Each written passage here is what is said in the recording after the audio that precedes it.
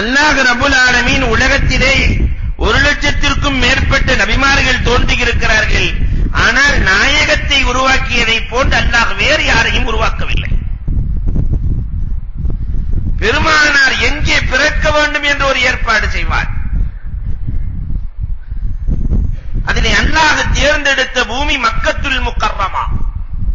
இன்றைக்கு உலகத்தில் இருக்கிற எல்லோருமே காணக்கண் கோடி வேண்டும் காபாவை எப்படியாவது அங்கு சென்றுவிட வேண்டும் என்று எதிர்பார்க்கிற, உலகம் தோன்றிய நாளிலிருந்து கியாமத் நாள் வரை அல்லாஹ்வின் பாதுகாப்பை பெற்ற பட்டணம் மக்காவை தவிர வேறு எதுவும் இல்லை.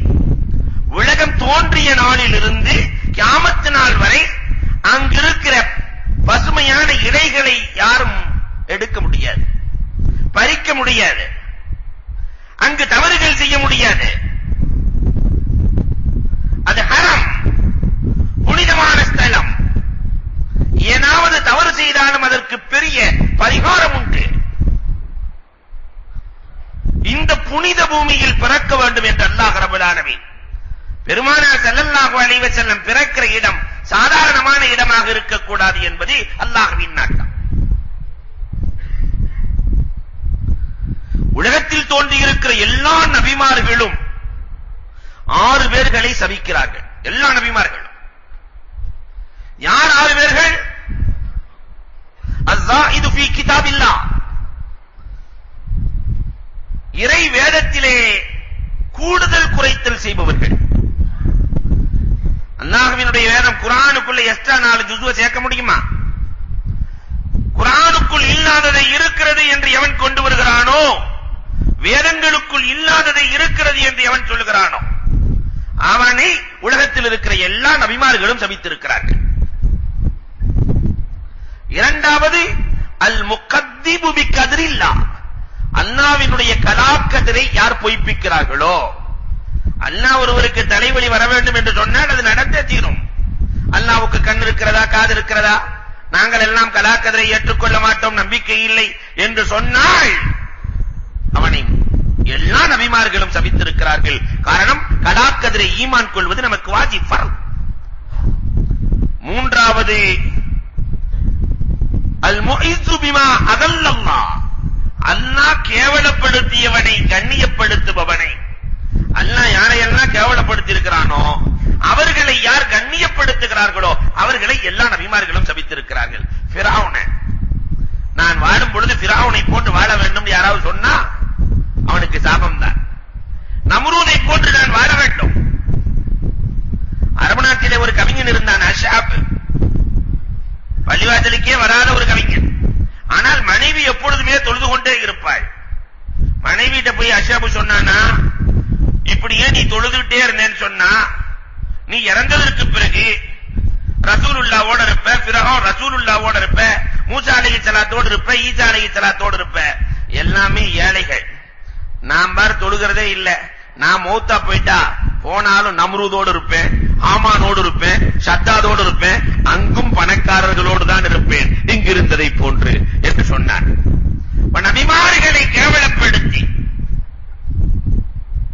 அல்லாஹ் யாரை சபித்தானோ அவர்களை கண்ணியப்படுத்துபவர்களை நபிமார்கள் சபித்திருக்கிறார்கள். அல் முதில்லு பிமா அஸ்ஸகுல்லாஹ், நான்காவது அல்லாஹ் யாரை கண்ணியப்படுத்துகிறார்களோ அவர்களை யார் சபிக்கிறார்களோ, அல்லாஹ் கண்ணியப்படுத்திய ரசூல்மார்கள், அல்லாஹ் கண்ணியப்படுத்திய சஹாபாக்கள், அல்லாஹ் கண்ணியப்படுத்திய வலிமார்களை யார் சபிக்கிறார்களோ, யார் இழிவாக நினைக்கிறார்களோ அவர்களையும் மலக்குகள் சபிக்கிறார்கள், நபிமார்கள் சபிக்கிறார்கள். அஞ்சாவதாக அல் முஸ்தஹில்லு பிமா ஹர்ரமஹுல்லாஹ், அல்லாஹ் ஹராமாக்கியதை யார் ஹலாலாக்குகிறாரோ அவர்களை எல்லா நபிமார்களும் சபிக்கிறார்கள். அல்லாஹ் வட்டிய ஹராமாக்கி இருக்கிறான். ஆனால் இன்றைக்கு இந்த சமுதாயம் அதை ஹலாலாக்க முயற்சிக்கிறது. அதற்கு ஹலாலாக்குறதுக்கு ஏதாவது வழி சொல்லுங்க. போனஸ் சொன்ன ஹலாலாயிடுமா? இன்சூரன்ஸ் போனஸ் என்று சொன்னால் ஹலாலாகுமா? சைபர் பிரசன்ட் வட்டி என்று சொல்லி வண்டியை எடுத்தால் அது ஹலாலாகுமா? நகை அடகு வைப்பதற்கு பல பெயர்களை சொல்லி, எம்எல்எம் என்று சொல்லி, இல்லாத பெயர்களை சொல்லி ஹராமை எல்லாம் ஹலாலாக்குவதற்கு யார் முயற்சிக்கிறார்களோ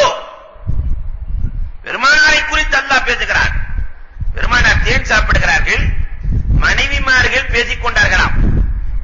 அது ஆயிஷா ரலியல்லாஹு தஆலா சொன்னாங்க, ஸைனப் உங்கள்ட்ட பெருமானார் வருவார்கள், உம்மு குல்சூம் உம்மு சலமா உங்களிடத்திலே பெருமானார் வருவார்கள்.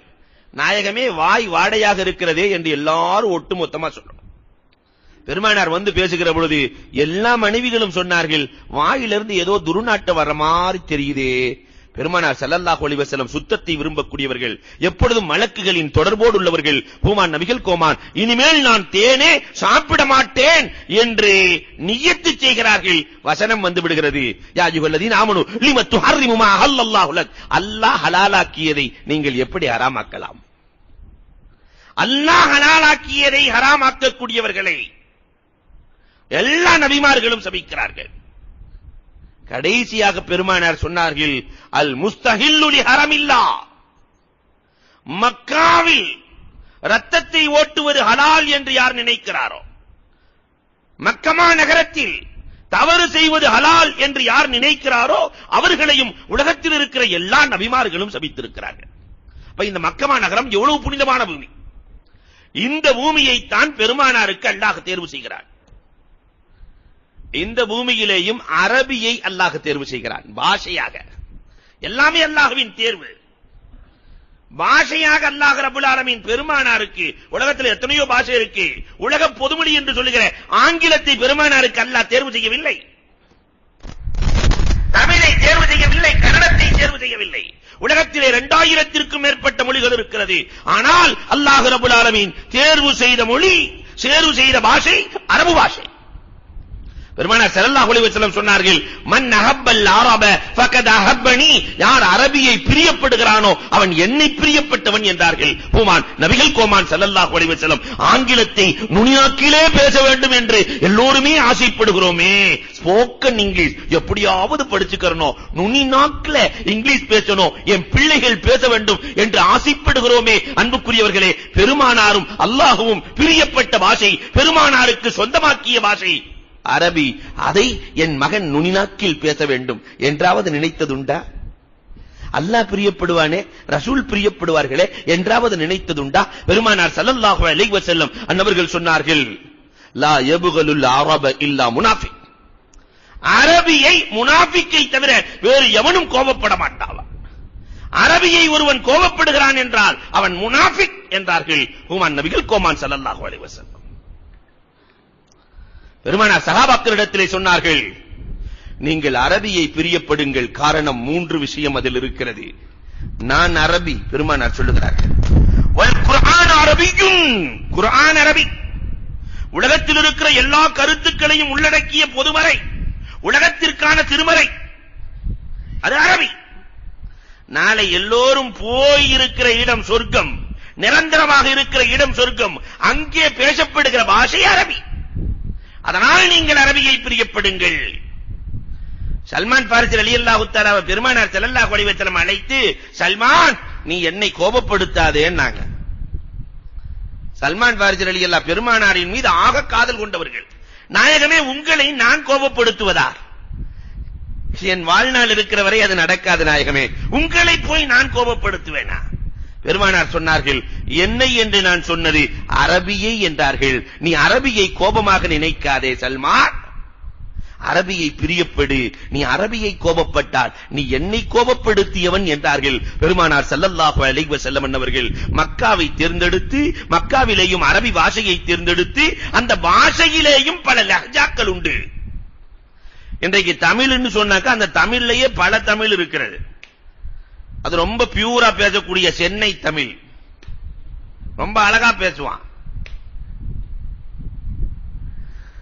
தென்னகத்து தமிழ் இருக்கிறது, மதுரை தமிழ், திருநெல்வேலி தமிழ், அது ஒரு விதமான தமிழ், கோவை தமிழ், கொஞ்சம் தமிழ், இப்படி தமிழில் பல வகையான தமிழ்.